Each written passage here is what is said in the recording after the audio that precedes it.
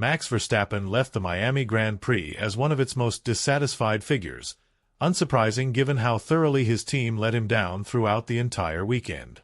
The four-time world champion made some surprisingly sloppy mistakes into Turn 1, getting tangled up in a fierce scrap with both McLaren drivers. For once, the challenge seemed too much to handle, even for someone as dominant as Max. What's more troubling? He's now sitting just 6 points ahead of George Russell in the drivers' standings, clinging to third place. Could that trigger the rumored driver exit clause in his contract? And if it does, where would Verstappen go come 2026? It's a question no one can ignore after what unfolded under the Miami sun. There's no sugarcoating it. This was a disaster for Red Bull. Expectations were sky high, but Verstappen could do no better than P4 in a race heavily anticipated by both McLaren and Mercedes. The RB21 just didn't have the firepower. It was running neck and neck with the W16 for most of the event, and Max was unable to build a gap when he needed it most. Once Norris breezed past him, Verstappen looked outgunned. He pushed hard, chewing through his tires, but it was all for nothing. The McLaren duo bolted ahead and never looked back, locking down another emphatic 1-2 finish for the Woking-based squad. Verstappen, clearly disillusioned, admitted the whole race felt like a lost cause, emotionally checked out and wanting nothing more than to pack up and go home. When asked about it later, he didn't hold back. It just wasn't good enough. 0% chance we could have done anything more. Sure, I tried a move or two on the McLarens. I mean, I had nothing to lose at that point. I figured I'd at least enjoy myself a bit. But in the end, it didn't lead to anything. And then came the virtual safety car. Not that it made a difference. Whether you finish third or fourth doesn't really change much. It's almost irrelevant. The real concern lies elsewhere. The brakes have become a recurring issue lately, and clearly, that's something we seriously need to address. I just couldn't stay close. Every time I tried to push, even just a little bit harder, the tires overheated again. From that point, any chance of attacking vanished. At one point, I just gave up mentally. I kept the gap around 5 seconds and thought to myself, that's it. I'm done. I'm going home. But what used to feel like just another race day now paints a completely different picture in the Drivers' Championship, one that Verstappen isn't used to facing so often. The title fight isn't under his control anymore, and he's starting to feel the heat, especially from an unexpected source, Oscar Piastri. The tough McLaren driver has quietly transformed into a real threat. While Verstappen has often gone toe-to-toe with Lando Norris in both 2024 and 2025, Oscar is a different beast altogether. Max had already praised him during the last race weekend in Jeddah, but this time it wasn't just talk. He felt Oscar breathing down his neck for Real. Piastri himself admitted he was taken aback by the pace of the MCL 39 throughout the race. What we saw this weekend was something many thought wouldn't happen anytime soon, at least not unless Max suffered a DNF. But during the sprint race, Verstappen not only missed out on points. He fell out of the top 10 entirely after being hit with a 10-second penalty for an unsafe release in the pits. It marked the first time since Belgium 2016 that Max finished outside the top 10, a streak nearly a decade long, broken. And the blame fell squarely on Red Bull. Even the team admitted their fault after the sprint ended. The reality is hard to ignore. In 2025, Max will face many more scenarios like the one he experienced against Piastri and Norris. But here's the catch: Oscar doesn't crack under pressure. His racecraft is eerily similar to Max's, calculated, aggressive, and unshakable. And he knows how to capitalize on a car with raw pace. Piastri spoke candidly about it after the race, and his words carried the confidence of someone who knew exactly what he was doing out there. Trying to get past Max at the start wasn't easy. I gave it everything. It took some patience, some timing, but I picked my moments wisely. From the beginning, I could feel we had the speed today. It wasn't a matter of if I'd get by.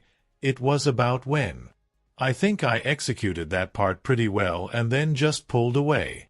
Overall, it was a strong race.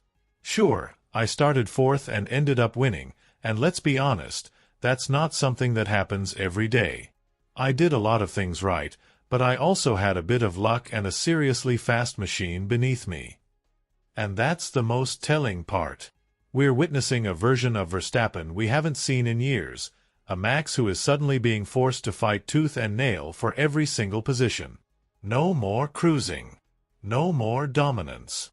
Just raw, unfiltered dogfights, some of them pushing him beyond his own limits, something we've come to associate more with his clashes against Lando. But now, Oscar has entered the arena, and he's not here to play backup. A lot of people predicted how this race would unfold, and honestly, they were probably right. Unlike Norris, Oscar Piastri didn't have to engage in a fierce wheel-to-wheel fight with Verstappen to get ahead, which may have robbed the Brit of a chance to take revenge on his own teammate during the Grand Prix. Still, after losing 4 places at the start and clawing his way back up to P2, Lando seemed frustrated, not just with his own performance, but with how Max raced. According to Norris, Verstappen's racecraft is something that clearly needs refining. He's fighting hard, sure, but it's his job to fight hard, Lando said, bluntly. But he's sabotaging his own race in the process. He's not driving smart. Honestly, he could have finished third today if he'd made better decisions. There's always going to be tension when drivers battle at the limit, but for Norris, Verstappen's aggressive choices are becoming self-defeating. Outside the wheel-to-wheel action, Red Bull's desperation was also on full display off the track.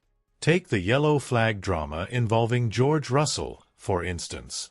Max was quick to point out that Russell hadn't lifted when the yellow flag came out following Bortolito's retirement, something Verstappen immediately reported to his team. A few laps later, Red Bull told Max to stay 5 seconds behind the Mercedes driver, prompting confusion even from the Dutchman himself. Despite that, Verstappen crossed the line just 2.3 seconds behind Russell. But Russell walked away without a penalty, as the protest Red Bull lodged against Mercedes didn't stick. When discussing the incident afterward, the team was unapologetic. "We believe Russell breached the regulations as they're written," a Red Bull spokesperson said.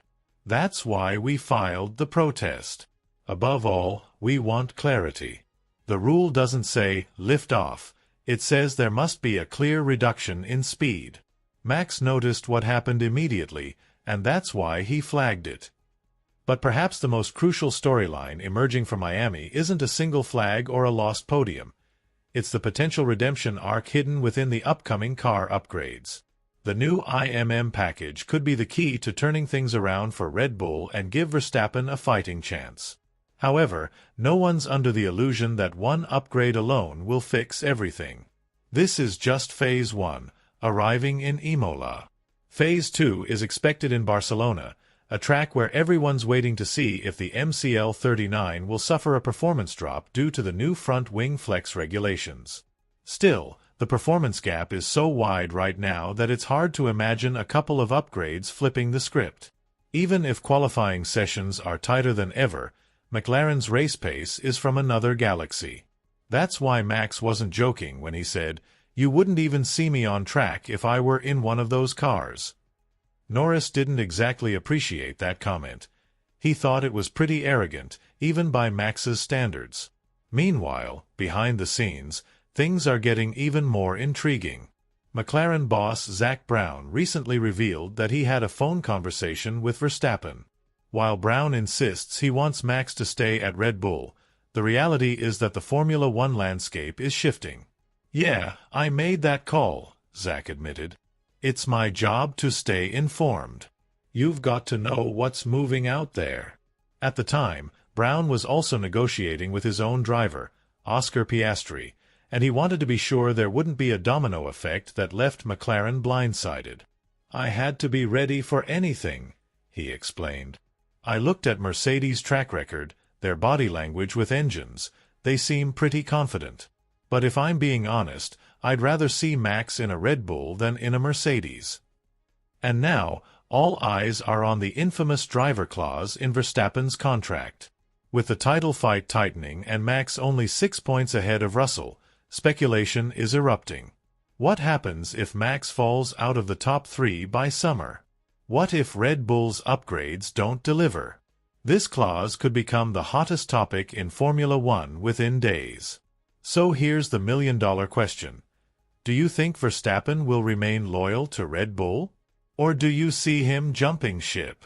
And if so, which team would he choose as his next home? Let us know your thoughts in the comments down below. And while you're at it, don't forget to click on the video that just popped up on your screen. It's one you won't want to miss.